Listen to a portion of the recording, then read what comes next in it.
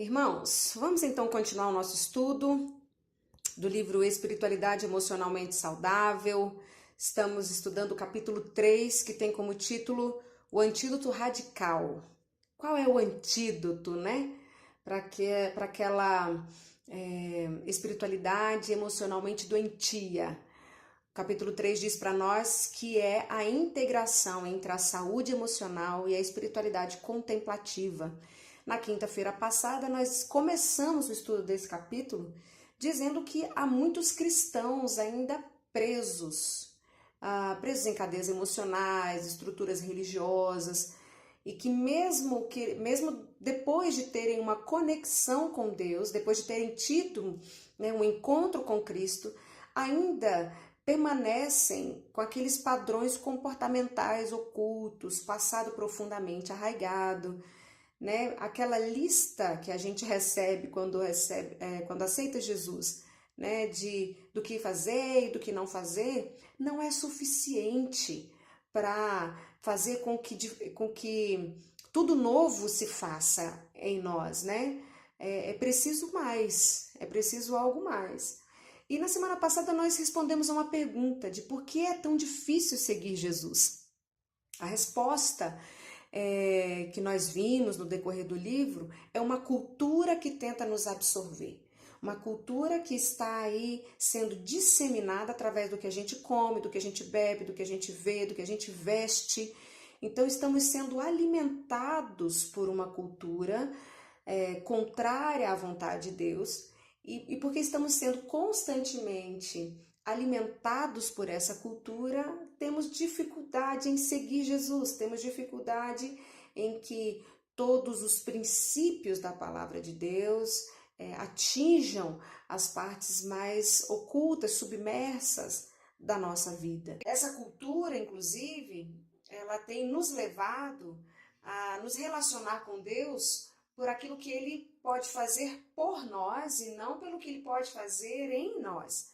Mas graças a Jesus, o nosso Senhor, que tem maior interesse naquilo que Ele quer fazer em nós do que o que Ele quer fazer por nós e através de nós, né? Então Ele quer mudar essa estrutura interna, Ele quer nos livrar dessas prisões que nos colocamos. E a resposta para isso é a integração entre a saúde emocional e a espiritualidade contemplativa. Como Jesus vai nos libertar dessa cultura? Como Jesus vai nos libertar desse mal? Unindo saúde emocional e espiritualidade contemplativa. Então, nós vimos na semana passada também algumas definições.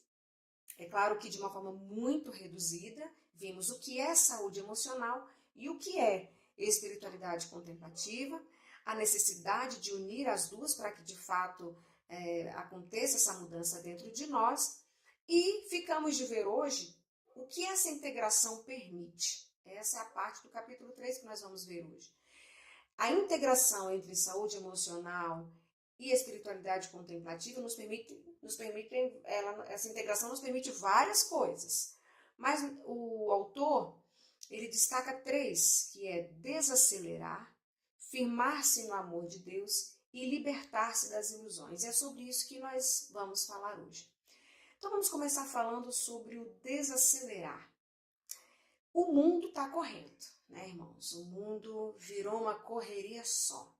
E é interessante que há um tempo atrás, só as pessoas mais velhas, né, que tinham agenda cheia. Hoje, de mamando a caducando, a agenda está cheia. A molecada tem o que fazer todo santo dia.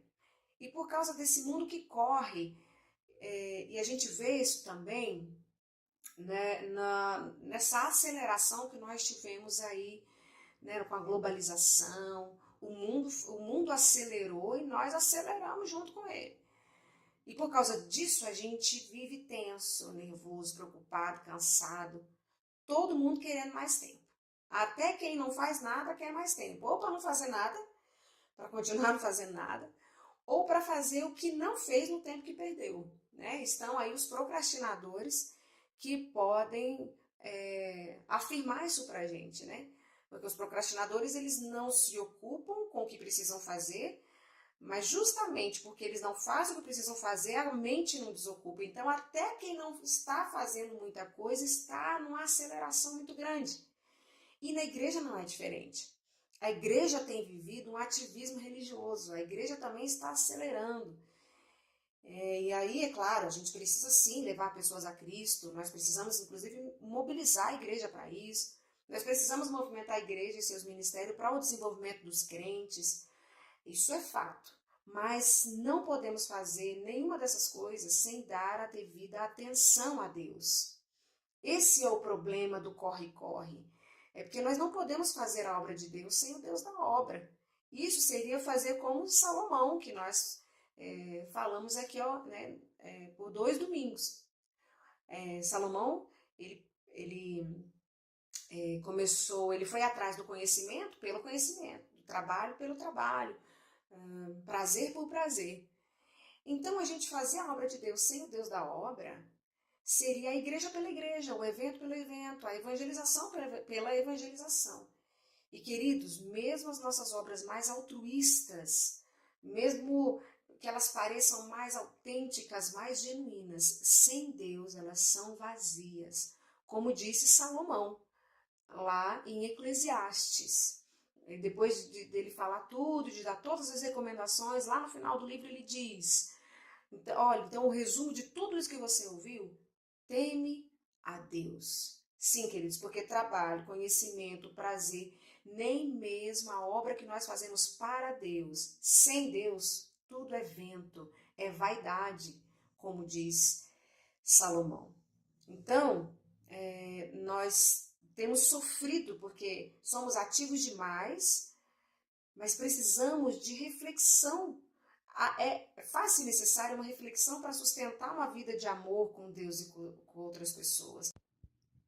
Nós vamos ver aqui, então, como que a saúde emocional e a espiritualidade contemplativa se aplicam a esse desacelerar, tá? Depois a gente vai ver como que se aplica também ao firmar-se no amor de Deus e como elas se aplicam ao libertar-se das ilusões. Então vamos aqui agora.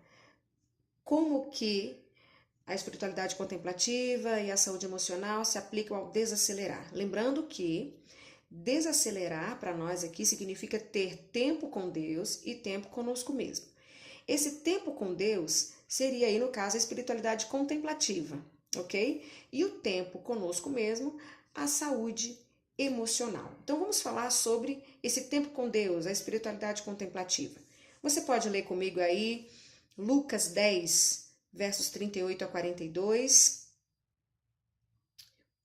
Você que está acompanhando a gente pelo áudio, né, pelo podcast, nós vamos dar um cortezinho aqui no áudio agora. Você pode dar uma pausa, leia os versículos, depois retorna com o áudio aqui para falarmos a respeito do texto, tá ok?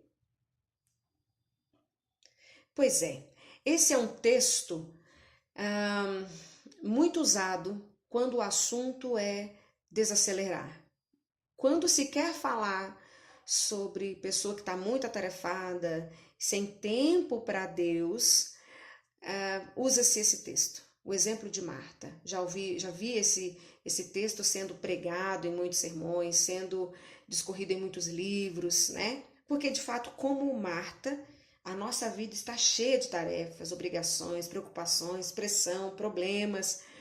E a questão aqui, queridos, o problema não é a ocupação em si, mas é o fato dos nossos deveres terem se desconectado de Deus. Essa é a questão.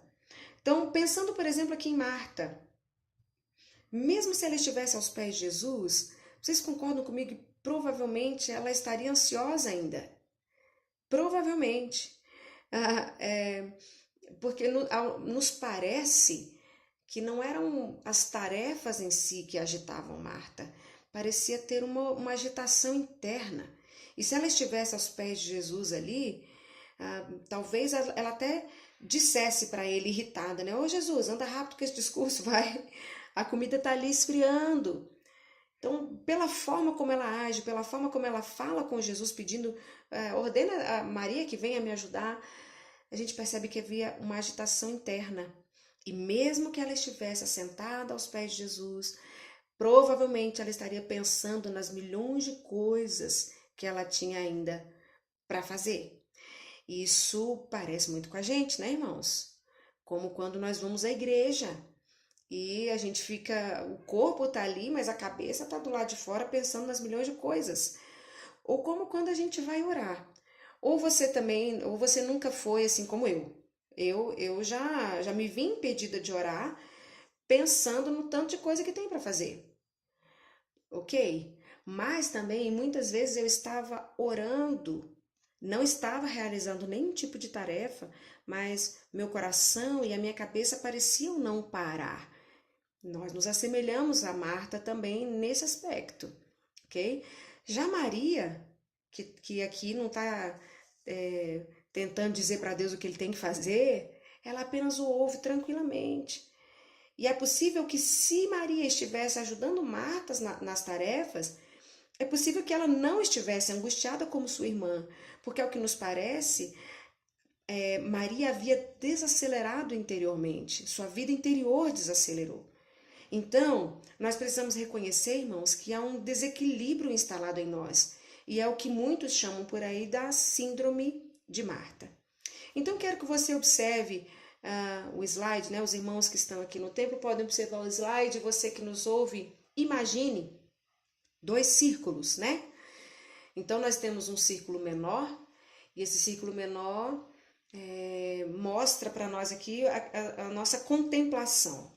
A contemplação, a espiritualidade contemplativa, né? O estar com Deus. E esse círculo maior, que é um círculo de atividades.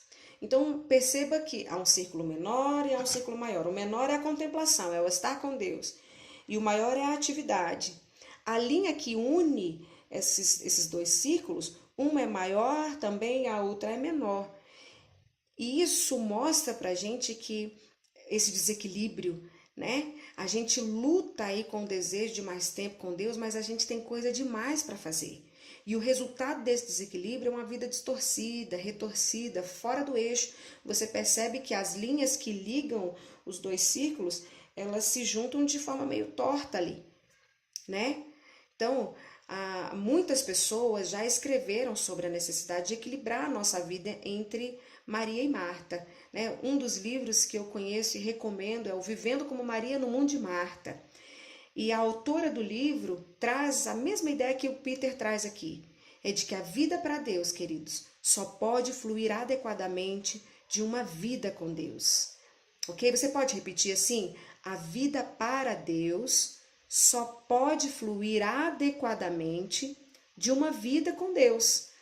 Então, agora observe aí esse segundo gráfico, e você que nos ouve, imagine agora 2 círculos, e eles do mesmo tamanho, a contemplação, o estar com Deus, e a atividade.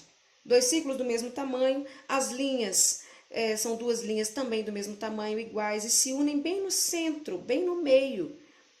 O equilíbrio, queridos, entre a contemplação, entre estar com Deus e as muitas tarefas, esse equilíbrio gera uma vida centrada, retilínea, estável.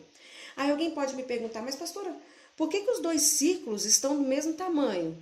A contemplação não deveria ser maior do que as atividades? Pois é, eu também já pensei assim. Mas a gente passa a entender de outra forma quando a gente entende que a contemplação não se limita ao período em que estamos a sós com Deus, na nossa devocional diária.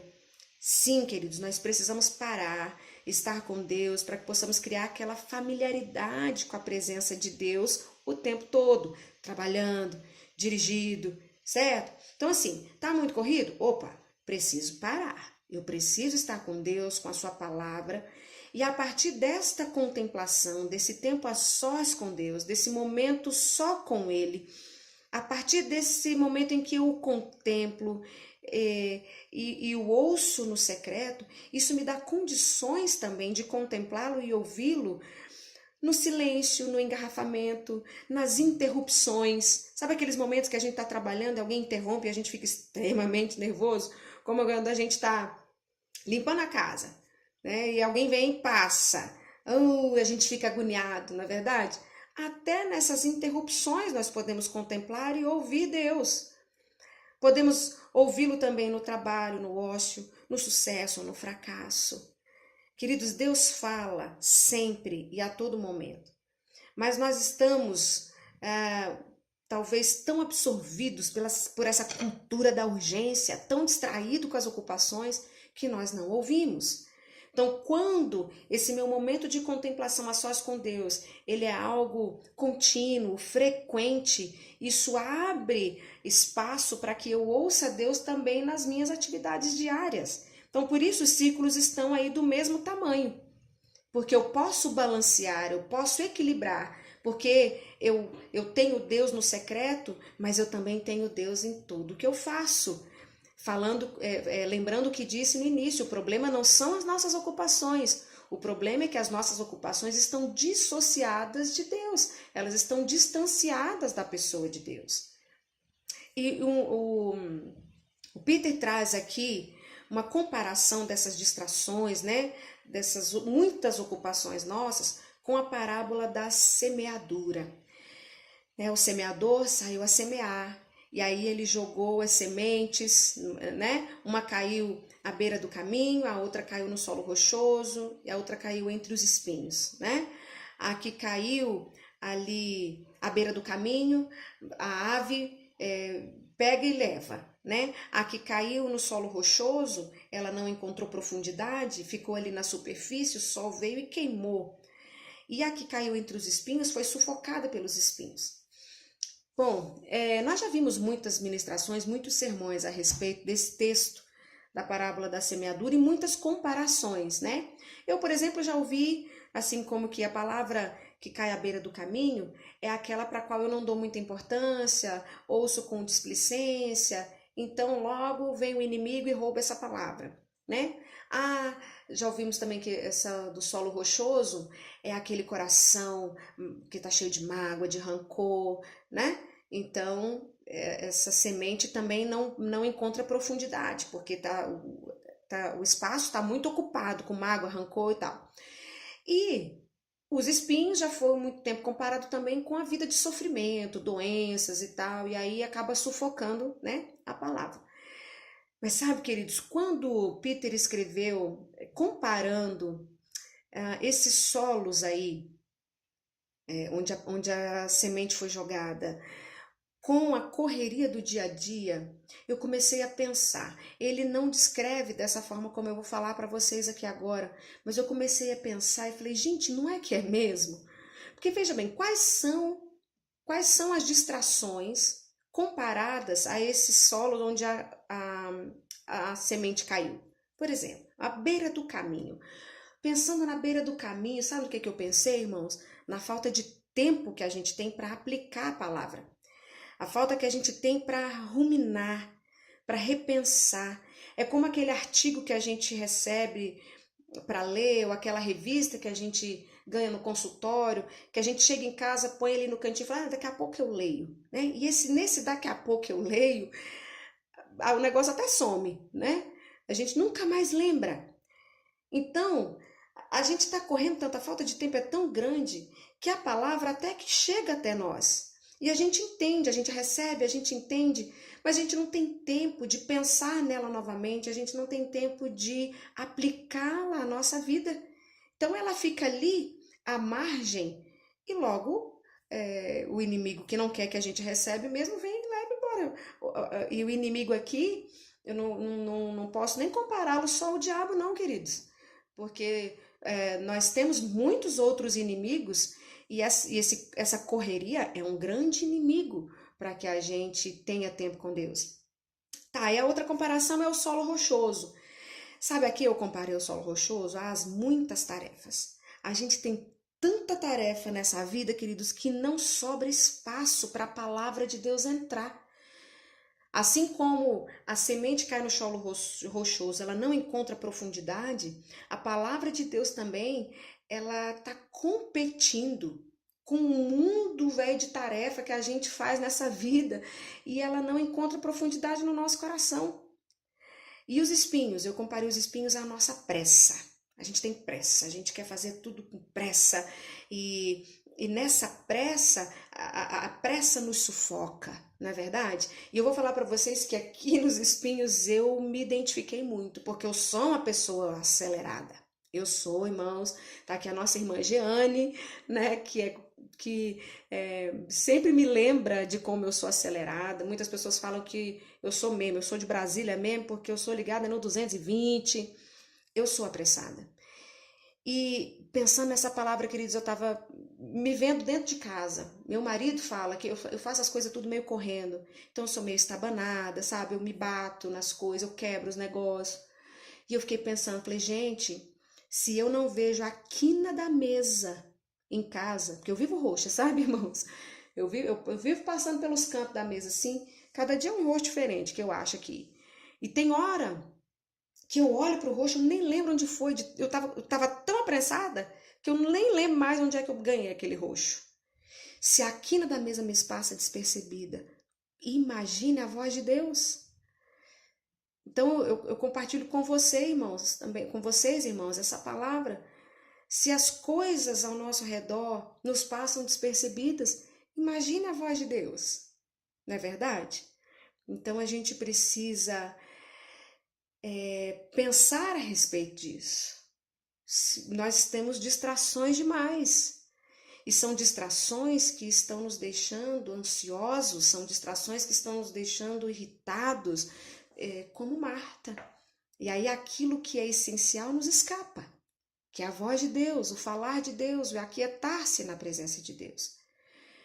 E olha, queridos, Peter diz isso no livro, quando eu tenho suficiente tempo de desaceleração sozinho, descubro que minha atividade é marcada por uma profunda e carinhosa comunhão com Deus. Ah, se eu tenho esse tempo de desacelerar e de contemplar e de estar com Deus, então nas minhas atividades, nas minhas tarefas, as minhas tarefas serão marcadas por uma comunhão com Deus. Eu não vou estar com Deus apenas no meu momento devocional, mas eu também estarei com Deus no dia a dia, nas minhas tarefas.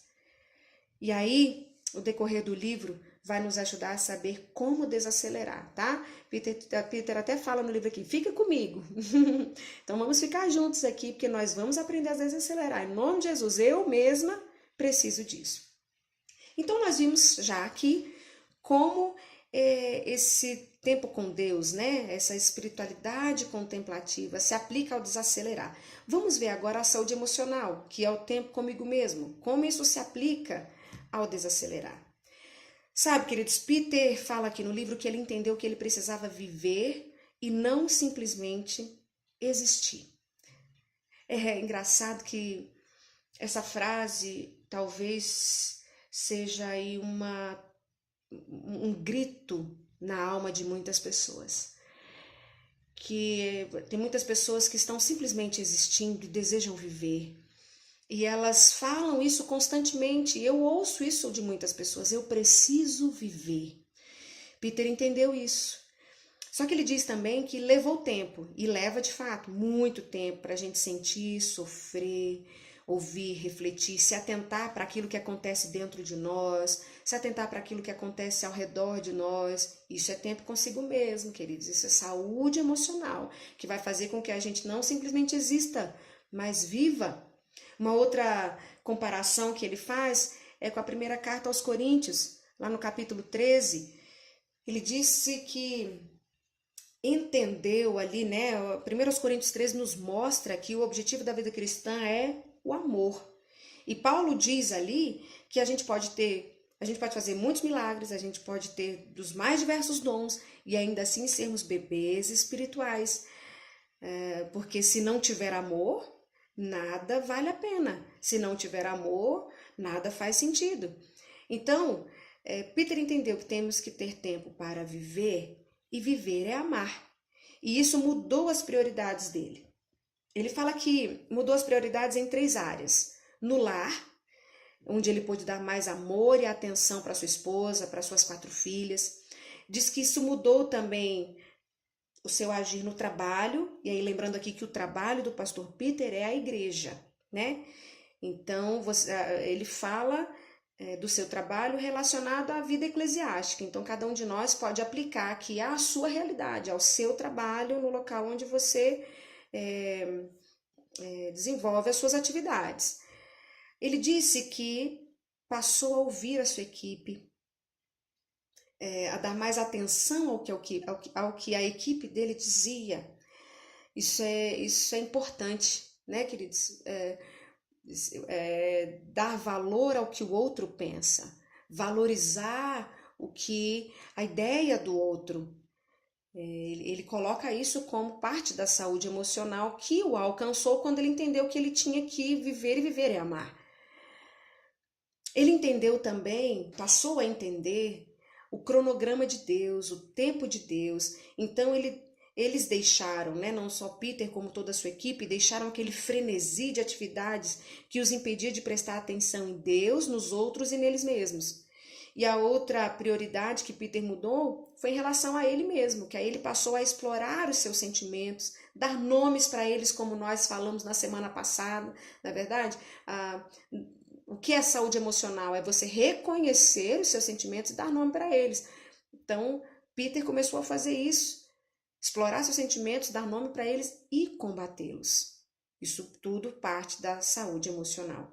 E aí ele escreve que numa cultura tão frenética e desatenta quanto a nossa, um cristão desacelerado que contemple a Deus e aos outros é um dom extraordinário. De fato, se eu contemplo a Deus, se eu tenho aquela aproximação de Deus que me leva a estar com Ele em todo o tempo da minha vida, isso é maravilhoso. E se eu desacelero também de forma a entender que eu preciso viver e viver a amar, eu presto mais atenção nas pessoas e eu não apenas vivo, mas faço com que outros venham a viver. Isso é maravilhoso. Então, resumindo aqui esse primeiro ponto, do desacelerar, né, aplicando aí a espiritualidade contemplativa e a saúde emocional, o resumo de tudo que nós dissemos aqui é: desacelerar para favorecer a espiritualidade contemplativa é separar tempo para estar com Deus e, a partir desta contemplação, contemplá-lo nas tarefas do dia a dia, certo? E desacelerar a fim de favorecer a saúde emocional é dar tempo e atenção ao que importa mais. Pessoas, eu mesmo, Deus, ou seja, fazer não o urgente, o necessário, mas o prioritário. Amém, queridos? Mas ainda há 2 pontos aí, né? Essa integração entre saúde emocional e espiritualidade contemplativa nos permite também firmarmos-nos mais no amor de Deus. E aí você pode pensar assim: mas pastor, eu tô bem firmado no amor de Deus. E sabe, irmãos, eu também acho que eu tô. Eu acho que eu tô bem firmada no amor de Deus. Mas às vezes parece que a gente escorrega. Aqui tem uma afirmação que eu tenho certeza que qualquer pessoa que ouça, aliás, qualquer pessoa não, perdão, irmãos, há muitos religiosos, muitos pastores que, lendo o que Peter escreveu aqui ou me ouvindo nesse momento, vão nos criticar bastante. Que a frase é a seguinte: o cristianismo não consiste em nossa busca disciplinada por Deus, mas na busca incansável de Deus por nós. Ah, meu irmão, minha irmã, se a gente entendesse mais esse amor de Deus, nós nos livraríamos de muitas e muitas enfermidades. Porque, pensa, o cristianismo não consiste em nossa busca disciplinada por Deus. A gente acha que o cristianismo é o que eu faço para Deus, mas não é. O cristianismo é o que Ele fez por mim e o que continua fazendo. E isso é tão real, queridos, é tão real que o cristianismo se caracteriza mais pela busca de Deus por nós, por aquilo que Ele deseja fazer em nós, é de que o céu se alegra quando o pecador se arrepende. Mas a questão é: por quê? Por que a espiritualidade contemplativa e saúde emocional tem a ver com esse firmar no amor de Deus? Nós cremos no amor incondicional e infinito de Deus, queridos, mas muitas vezes nós não experimentamos. Cremos, mas não vivemos. Então, como firmar-se no amor de Deus se aplica à saúde emocional? Frases como: eu sou um erro, sou um inútil, não posso errar, não tenho direito de ser feliz. Frases como essa estão apenas na boca de pessoas que não conhecem a Jesus? Frases como essa estão apenas na boca de pessoas que não conhecem o amor de Deus? Não. Veja como nós precisamos nos firmar mais e mais no amor de Deus. Porque também na boca de muitos crentes existem frases como essas. Eu não valho para nada. Eu não presto. Minha vida é sofrer mesmo. Tem muitos crentes que carregam essas vozes do mundo, né? Vozes do passado que ainda continuam a ressoar dentro de muitos fiéis em Cristo Jesus. E se contentam em viver de migalhas, se contentam em viver como empregados de Deus, né? Se contentam em viver com o pouco, enquanto podem viver como filhos de Deus.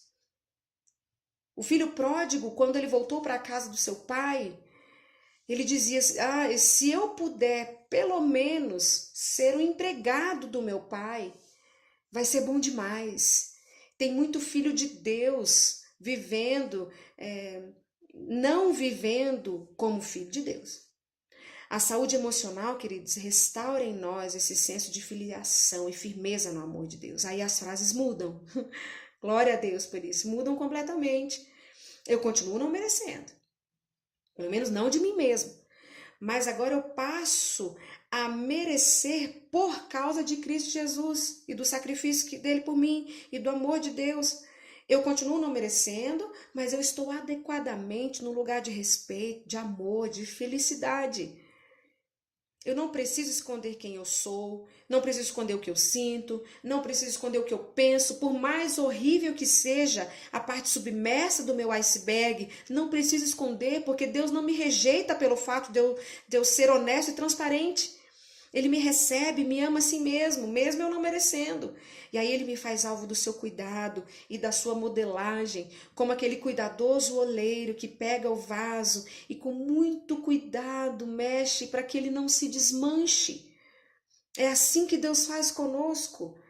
Deus nos ama tanto e a gente recebendo, tendo saúde emocional, eu entendo o amor de Deus por mim, eu entendo que Deus me recebe e que Ele me recebe do jeito que eu estou, do jeito que eu sou.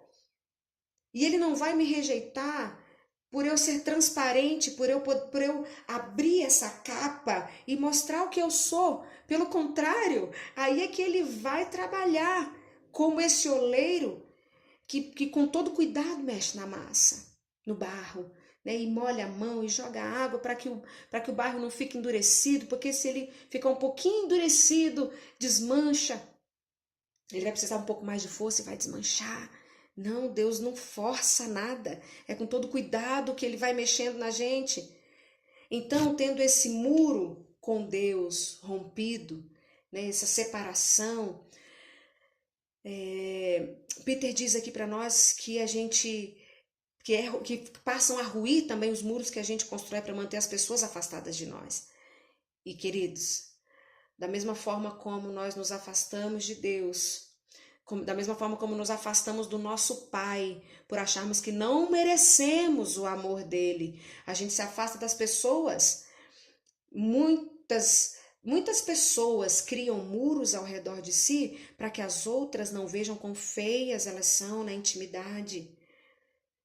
Ou nós não fazemos isso? Vamos olhar para dentro de nós, queridos. Eu estou olhando para dentro de mim nesse momento e vendo se eu não estou construindo muros que me impedem de me relacionar mais intimamente com as pessoas, porque se eu me relacionar mais intimamente com as pessoas, elas vão enxergar o iceberg dentro, porque a intimidade revela, né, queridos? A gente consegue esconder para as pessoas que estão mais longe. Essa parte de baixo do nosso iceberg, é isso que está por baixo da água, a gente esconde das pessoas que não nos conhecem na intimidade. Mas aquelas pessoas dentro de casa, as pessoas mais próximas de nós, elas conhecem. Então a gente começa a criar muros ao nosso redor. A partir do momento em que eu entendo que eu não preciso esconder de Deus, também não preciso esconder das pessoas. A partir do momento que eu entendo que Deus me aceita e me recebe do jeito que eu sou, e Ele me ama desse jeito aqui. É claro que eu não vou permanecer desse jeito, Ele vai me moldar. Mas Deus me recebe, então eu começo a me abrir em relação às pessoas também. Entende como a saúde emocional pode nos firmar mais no amor de Deus? Nós precisamos nos firmar no amor de Deus para sermos saudáveis emocionalmente. E a espiritualidade contemplativa? Como que a espiritualidade contemplativa se aplica ao firmar-se no amor de Deus? Porque ela nos move na direção de um relacionamento de amor com Deus. Ora, do me dá, me abençoa, me ajuda, a gente passa um tempo de deleite com o Pai, com o nosso Abba. Firmados no amor do nosso Pai, nós nem precisamos pedir tanto, porque Ele sabe o que é melhor para nós, Ele vai nos dar o que é melhor. E muitas pessoas se relacionam com Deus como se Ele não tivesse mais nenhuma atuação direta no mundo. Então orar para quê? Outros se relacionam com Deus como um Deus mau, que nunca está satisfeito, um Deus manipulador, né? Há pessoas que pensam que nós somos como peões na mão de Deus, aqueles bonecos, né? Que Ele move com as mãos. Então, aí não faz sentido orar mesmo, não. Para quê orar? Mas quando nos firmamos no amor de Deus, então nós temos restaurado em nós a imagem de um Pai amoroso, que procura o nosso bem. Não mais de um Deus caprichoso, não mais de um Deus violento, mas de um Deus amoroso, de um Pai amoroso que procura o nosso bem. Peter cita Brennan Manning, uma frase muito bonita que eu quero ler aqui para vocês, diz assim: sempre é verdade até certo ponto que fazemos nossas imagens de Deus. E eu faço imagens de Deus, irmãos, todos nós fazemos, né? Você, quando pensa em Deus, uma imagem vem à nossa mente. Na minha vem, eu já compartilhei com os irmãos aqui, né? Que eu penso naquele Deus assim, aquele colo fofo, aquela barbinha branca e cheirosa. Ele segue dizendo aqui: é mais verdade ainda que nossa imagem de Deus nos faz. Acabamos nos tornando como o Deus que imaginamos. Um dos mais belos frutos de conhecer o Deus de Jesus é uma atitude compassiva para conosco mesmo. É por isso que a Escritura dá tanta importância a conhecer Deus, porque curar nossa imagem de Deus cura a nossa própria imagem. Queridos, nós precisamos restaurar essa imagem de Deus como Pai e passarmos a nos firmar neste amor de Pai. Amém? Vamos para a terceira e última, então.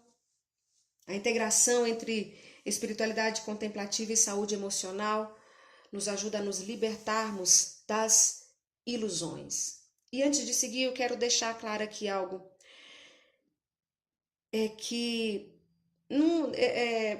Parece aquela história do ovo e da galinha, sabe? Se a saúde emocional e a espiritualidade contemplativa me permite desacelerar, firmar no amor de Deus e libertar das ilusões, sim, é isso mesmo. Mas o contrário também me parece real, que quando eu passo a me libertar das ilusões, quando eu passo a afirmar no amor de Deus, quando eu passo a desacelerar, isso me dá saúde emocional e facilita a espiritualidade contemplativa. Acho que é uma via de mão dupla, tá? E quando nós falamos de libertar das ilusões aqui, alguém pode pensar também, como no firmar do amor de Deus, a gente nunca acha que a gente está vacilando nisso, né? Mas estamos, viu, queridos? Estamos sendo alimentados por muitas ilusões, sim. O mundo está cheio de ilusões e pretextos. E aí eu quero ler aqui na página 74, porque eu achei, assim, muito bem construída a frase. Na verdade, todo o livro está bem construído, tá, irmãos? Mas tem algumas frases que são, assim, chave, né? E como eu não posso ler o livro inteiro para vocês, eu leio algumas partes. Ele diz assim: o mundo está cheio de ilusões e pretextos. Convencemo-nos de que não podemos viver sem certos prazeres materiais, realizações e relacionamentos. Ficamos amarrados ou viciados, para usar uma palavra atual. Prendemos nossa vontade à crença de que algo menos que Deus pode nos satisfazer. Olha que ilusão, irmãos. Pensamos que se apenas atingirmos aquela grande meta, então nos sentiremos contentes e bem conosco mesmo. Ilusão. teremos terminado, estaremos aptos para descansar. Quem nunca pensou isso, irmãos? Ah, quando isso acontecer, eu vou ser feliz. Ah, quando isso acontecer, aí sim eu vou conseguir descansar meu coração. E aí a coisa acontece e nada acontece, né? Ele continua. Mas aos poucos descobrimos que o acúmulo de coisas, roupas, novos brinquedos eletrônicos, carros, casas, não nos proporciona mais a emoção do início. A grande sensação desaparece. E assim nos convencemos de que precisamos de mais. E olha a ilusão. E cada vez mais e mais. E aí a gente fica parecendo um saco furado. Continuando. Somos seduzidos por falsos deuses do status, da atenção e da fama. Tornamos-nos cativos da ilusão de que se apenas conseguirmos um pouco mais de palavras de elogio das pessoas, será suficiente. Você consegue se lembrar de alguém quando eu leio esse texto? Algum personagem bíblico te vem à mente? Exatamente, Salomão, o mesmo rapazinho que nós falamos aqui nesses dias. Salomão imaginava que se ele tivesse muito conhecimento, então ele encontraria o sentido da vida. E aí ele viu que nada, né? Ah, não, então deve ser os prazeres, música, mulheres, dinheiro, riqueza, né? Ele disse lá que se serviu de todos os recursos que um rei se serve, né? Todas as riquezas dos reis. Não foi suficiente, não achou sentido na vida dele. Aí ele falou, vou voltar para o conhecimento. Voltou para o conhecimento, se frustrou novamente. Aí depois ele foi para trabalho. Então vai ser o trabalho vai me realizar, porque pelo meu trabalho eu vou ver as obras das minhas mãos, as pessoas vão me elogiar e de repente nada. Salomão não encontrou sentido. Ilusão, ele diz, é vaidade, é vento. E Peter diz para nós, é ilusão. As pessoas têm se mantido, não vou dizer a gente, porque talvez um ou outro não, mas as pessoas têm se mantido iludidas de que as coisas desse mundo vão trazer realização. A saúde emocional e a espiritualidade contemplativa nos possibilitam perceber quão limitados e quão ilusórios são os recursos dessa terra. E elas também nos empurram, né, a saúde emocional e a espiritualidade contemplativa, na direção do eterno, de Deus, impedindo que essa cultura, a cultura da urgência, a cultura do ter, nos absorva, nos domine. Eu vou repetir, queridos, porque isso precisa ficar gravado na nossa mente. A espiritualidade contemplativa e a saúde emocional impedem que a cultura nos absorva, impedem que essa cultura da urgência e do ter nos domine. O livro traz como exemplo aqui os eremitas, um povo que se viu obrigado, né, a ir para o deserto. Eles queriam fugir do mundo, eles achavam que eles precisavam buscar Deus e buscar de uma forma radical, e a única forma de buscar Deus e de se manter puro seria se isolando do mundo. Então eles foram para o deserto. E Peter cita também aqui um escritor que diz que para eles o mundo era como o naufrágio de um navio, em que cada homem individualmente tinha que nadar para salvar a sua vida. A exemplo dos eremitas também, nós temos os monges, né? Que se distanciam de tudo e de todos para buscar Deus. O convite aqui, queridos, não é para uma vida monástica, não é para que nós hajamos como os eremitas, mas o convite de unir a saúde emocional e a espiritualidade contemplativa é para uma vida radical, é um chamado para uma vida contracultural mesmo. E como a saúde emocional se aplica ao libertar-se das ilusões? Ora, queridos, há muitos exemplos aqui, são muitos exemplos no livro, mas eu quero falar rapidamente sobre alguns. A saúde emocional me diz que eu devo viver a verdade, certo? Sem fingimentos, reconhecendo e não mais tentando esconder minhas fragilidades, não é isso? Fingir ser o que eu não sou não me faz melhor do que eu sou, isso é ilusão. Então eu me liberto da necessidade de aprovação dos outros. Eu me liberto dessa ilusão. Porque não é o que eles pensam de mim que me define, mas o que eu realmente sou.